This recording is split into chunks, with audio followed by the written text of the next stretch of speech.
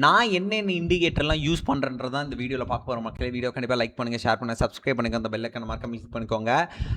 Previous அதாவது இன்ஸ்டாகிராமில் trading with ரிச்சின்ற Instagram சேனலில் நான் ஒரு வீடியோ போட்டிருந்தேன். இண்டிகேட்டர்னு நீங்கள் கமெண்ட் பண்ணுங்கள். நான் என்ன இண்டிகேட்டர் இந்த பர்டிகுலர் ட்ரேடிங் யூஸ் பண்ணன்றதை வந்து நான் சொல்லியிருந்தேன். நிறைய பேர் இண்டிகேட்டர்னு கமெண்ட் பண்ணுங்க. இந்த வீடியோ நல்லாவே யூஸ் போச்சு. பட் என்ன டெக்னிக்கல் கிளிச்சாலேயோ அந்த செட்டிங்ஸ் ஒர்க்கே ஆகலை. நிறையா பேத்துக்கு ஒர்க் ஆச்சு, நிறையா பேத்துக்கு ஒர்க் ஆகலை, நிறையா பேத்துக்கு வந்து வரவே இல்லை. ஸோ அதனால் நான் அந்த ஒரு வீடியோவே போட்டேன். ட்ரேடிங் வித் ரிச்சின்ற சேனலில் அந்த வீடியோ இருக்குது. தயவு செஞ்சு போய் செக் அவுட் பண்ணுங்கள். நான் என்ன இண்டிகேட்டர் யூஸ் பண்ணேன், என்ன செட்டிங்ஸ் யூஸ் பண்ணால் அதில் போட்டிருக்கேன். இந்த வீடியோவில் என்ன பார்க்க போகிறேன்னா, நான் ரெகுலராக என்ன இண்டிகேட்டர்ஸ்லாம் யூஸ் பண்ணுறேன், அந்த இண்டிகேட்டர்ஸோட செட்டிங்ஸ்லாம் என்னன்றது தான் பார்க்க போகிறோம். கண்டிப்பாக வீடியோ லைக் பண்ணுங்கள், ஷேர் பண்ணுங்கள், சப்ஸ்கிரைப் பண்ணுங்கள், அந்த பெல் ஐக்கான மறக்காம கிளிக் பண்ணுங்கள். வாங்க வீடியோக்குள்ளே போகலாம். ஃபர்ஸ்ட் இண்டிகேட்டர் நான் எப்பவுமே யூஸ் பண்ணுறது MACD. வீடியோ ரெகுலராக பார்க்குறவங்களுக்கோ லைவ் ரெகுலராக பார்க்குறவங்களுக்கு நல்லாவே தெரிஞ்சிருக்கும். MACDயை நான் எதுக்காக யூஸ் பண்ணுவேன்னா, இதை வந்து ஒரு பையிங் சிக்னலுக்காகவோ இல்லை ஒரு செல்லிங் சிக்னலுக்காகவோ நான் யூஸ் பண்ணதே கிடையாது. மார்க்கெட் பாட்டமில் இருக்கா இல்லை டாப்பில் இருக்கான்னு தெரிஞ்சுக்கிறதுக்காக மட்டும் தான் யூஸ் பண்ணேன். ஃபார் எக்ஸாம்பிள் நான் என்ன பண்ணுவேன்னா, இந்த இடத்துல நீ MACDயில் பார்த்தீங்கன்னா சின்ன ஓவர் பாட் இந்த சென்ஸ் டாப்பில் இருக்குது. மேபி இந்த இடத்துல ஒரு பிரேக் அவுட் நடந்தால் கூட நான் எடுக்க மாட்டேன். இட் மீன்ஸ் மார்க்கெட் ஆல்ரெடி ஓவர் பாட்டில் இருக்குது. இந்த இடத்துல ஒரு பிரேக் அவுட் நடந்திருக்கு. நடந்தாலுமே இது ஒரு ஃபேக் பிரேக் அவுட்டாக இருக்குன்றதுக்கான ஒரு ஆப்பர்ச்சுனிட்டி இருக்குது. ஸோ மேபி ரிவர்சல் நடக்கிற சான்சஸ் இருக்குன்னு சொல்லிட்டு நான் இந்த இடத்துல எடுக்க மாட்டேன். ஈவன் ஒரு பிரேக் அவுட் நடந்தாலுமே கூட இது எல்லா சினாரியோல நடக்குமானா நடக்காது. இது வந்து ஒரு பையிங் சிக்னலாவோ செல்லிங் சிக்னலாவோ நம்ம எடுத்துக்க முடியாது. இதை பண்ணக்கூடாது, இந்த இடத்துல இதை பண்ணக்கூடாதுன்றதுக்காக இந்த சிக்னல் நம்ம எடுத்துக்கணும். அதே தான் செல்லிங்லையும். MACDயில் ஓவர் செல்லில் இருக்குது. ஃபார் எக்ஸாம்பிள் இந்த இடத்துல ஓவர் செல்லிங்கில் இருக்குது, பாட்டமில் இருக்குது. இந்த இடத்துல ஒரு செல்லிங் பிரேக் அவுட் நடந்தாலும் நான் எடுக்க மாட்டேன். ஏன்னா மார்க்கெட் ஆல்ரெடி ஓவர் செல்லிங்கில் இருக்குது. மேபி இந்த இடத்துல பிரேக் அவுட் ஆகி ரிவர்சல் ஆகிடுச்சுன்னா என்ன பண்ணுறதுன்ற ஒரு டவுட்டை நான் இதை எடுக்கவே மாட்டேன். பட் இது 100% ஒர்க் ஆகுமான்னு கேட்டால் 100% ஒர்க் ஆகாது. இன்னுமே சொல்லலாம், MACD வந்து ஒரு லேகிங் இண்டிகேட்டர். அது லேக் ஆகிற ஒரு இண்டிகேட்டர் தானே தவிர இது வந்து ஒரு மூமெண்டம் இண்டிகேட்டராக நம்மளால் எடுத்துக்க முடியாது. இது வந்து சிக்னல் இண்டிகேட்டராகவும் நம்மளால் எடுத்துக்க முடியாது. எந்த இடத்துல மார்க்கெட் இருக்குன்றதுக்காக தான் இந்த MACD யூஸ் பண்ணுறோம். ரெண்டாவது சூப்பர் ட்ரெண்ட். எனக்கு தெரிஞ்சு இருக்கிற இண்டிகேட்டர்லேயே இந்த சூப்பர் ட்ரெண்டும் CPRம் சூப்பராக ஒர்க் அவுட் ஆகும். ஏன் நான் சொல்கிறேன்னா, சூப்பர் ட்ரெண்டும் CPRம் ஒரு சிக்னல், சூப்பர் ட்ரெண்ட்ன்றது ஒரு சிக்னல் இண்டிகேட்டர், பையிங் செல்லிங்கான சிக்னல் இண்டிகேட்டர். பட் MACDயும் CPRம் சிக்னல் இண்டிகேட்டர் கிடையாது.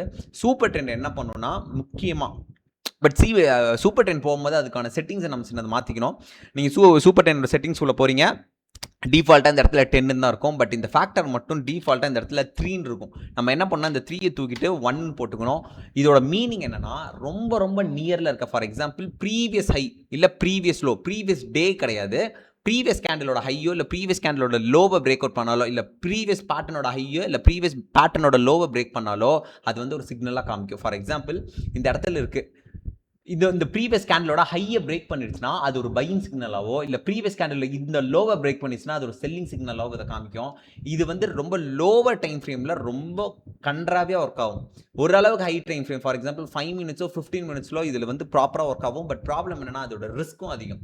5 மினிட்ஸ் 15 மினிட்ஸில் ப்ராப்பராக ஒர்க் ஆனாலுமே அதோட ரிஸ்க் ரொம்ப ரொம்ப அதிகம். நம்ம என்ன பண்ணணும்னா, அந்த பிரேக், அதாவது அந்த பிரேக் அந்த சிக்னல் கொடுத்த இடத்த வந்து நம்ம ஸ்டாப் லாஸாக வச்சுக்கணும். அந்த ஸ்டாப் லாஸ் ஹிட் ஆச்சுன்னா நம்ம வெளியே வந்துடணும். இந்த மாதிரி ஃபிக்ஸடாக ட்ரேட் பண்ணும்போது சூப்பர் ட்ரெண்ட் ஒர்க் ஆகும். ஃபார் எக்ஸாம்பிள் ஒன்றுமே கிடையாது, இந்த இடத்துல ஓப்பன் ஆயிருக்கு, வந்துகிட்டே இருக்கு, மார்க்கெட் கீழே வந்துகிட்டே இருக்கு. இந்த இடத்துல பிரேக் அவுட் பண்ண ட்ரை பண்ணிருக்கு. மேபி இந்த இடத்துல ஒரு பிரேக் அவுட் நடந்துருச்சுன்னா இந்த இடத்துல ஒரு பையிங் சிக்னலாக காமிச்சிருக்கும். பட் பிரேக்கே ஆகலை, கண்டினியூஸ் செல்லிங். பட் இந்த இடத்துல பிரேக் ஆயிருக்கு, ஒரு பையிங் சிக்னல். நம்ம எப்பயுமே ஃபர்ஸ்ட் பிரேக் அவுட்ல, அதாவது மார்க்கெட் ஒரு இடத்துல பிரேக் அவுட் ஆயிடுச்சு, ஃபர்ஸ்ட் சிக்னல் கொடுத்துருச்சுன்னா அந்த ஃபர்ஸ்ட் சிக்னல் நம்ம எனக்குமே போகக்கூடாது, செகண்ட் சிக்னலில் தான் போகணும். இது சூப்பர் ட்ரெண்டோட rule. For example full fall நடந்துட்டு இருக்கு, ஃபர்ஸ்ட் பிரேக் அவுட் ஆயிடுச்சு, நான் உடனே பையிங் போயிடலாமான்னு பையிங் போகக்கூடாது. அப்போ நான் என்ன பண்ணோம், செகண்ட் பிரேக் அவுட்டுக்காக நம்ம வெயிட் பண்ணணும். செகண்ட் பிரேக் அவுட் எப்போ நடந்திருக்கு, ஆக்சுவலி இப்போ நடக்க வாய்ப்பே இல்லை, CAS காரணமாக. மேபி செகண்ட் பிரேக் அவுட் நடந்தால் இந்த இடத்துல நல்ல சிக்னல் கொடுக்கும், மேபி நம்ம செகண்ட் பிரேக் அவுட் போயிருந்துருக்கலாம். ஸோ சூப்பர் ட்ரெண்டும் ஒரு சிக்னல் தானே தவிர அதை ஒரு பெர்மனண்டான ஒரு என்ன சொல்றது சொல்யூஷனை எடுத்துக்க முடியாது. நான் சொல்றது எல்லாமே ஒரு இண்டிகேட்டர் தான். ஓகே. மூணாவது CPR வந்து நம்ம வந்து ஒரு சப்போர்ட்டாவோ ரெசிஸ்டன்ட்டாவோ நான் எனக்குமே யூஸ் பண்ண மாட்டேன். பட் அதுக்கு பதிலாக நான் என்னவா யூஸ் பண்ணேன்னா, ஃபர்ஸ்ட் நம்ம CPR இம்ப்ளிமெண்ட் பண்ணிப்போம். CPR டைப் பண்றேன், CPR பிவோட் வித் டெய்லி அப்படி வந்துருச்சு. இப்போ நம்ம என்ன பண்ணால் CPR நம்ம என்னவா எடுத்துக்கணும்னா, இது வந்து எல்லாத்தோட கம்பேர் பண்ணும்போது ஒரு 70-75% ப்ராபபிலிட்டி. ஏன்னா இதை வந்து நம்ம பையிங் அண்ட் செல்லிங் சிக்னலாக எடுக்க போகிறது கிடையாது. மார்க்கெட் என்ன கண்டிஷனில் இருக்க போகுது, மார்க்கெட் என்ன மாதிரி சைட்வேஸாக இருக்க போதா இல்லை வந்து ட்ரெண்டாக இருக்க போதான்னு தெரிஞ்சுக்கிறதுக்காக நம்ம யூஸ் பண்ண போகிறோம். எப்படி சொல்கிறேன்னா, மார்க்கெட் அதாவது CPR வைடராக இருக்குது. வைடரானா என்ன, டிஸ்டன்ஸ் தள்ளி இந்த 3 லைனும் தள்ளி இருக்குன்னா மார்க்கெட் சைட்வேஸ் போகிறதுக்கான சான்சஸ் அதிகம். இப்படி வந்து ரொம்ப ரொம்ப தள்ளி ஸ்பேஸ் அதிகமாக இருக்குன்னா மார்க்கெட் சைட்வேஸ் போகிறதுக்கான சான்சஸ் அதிகம். ஓகேங்களா? அதுவே இந்த அளவுக்கு ரொம்ப பக்கத்துல இருக்கு.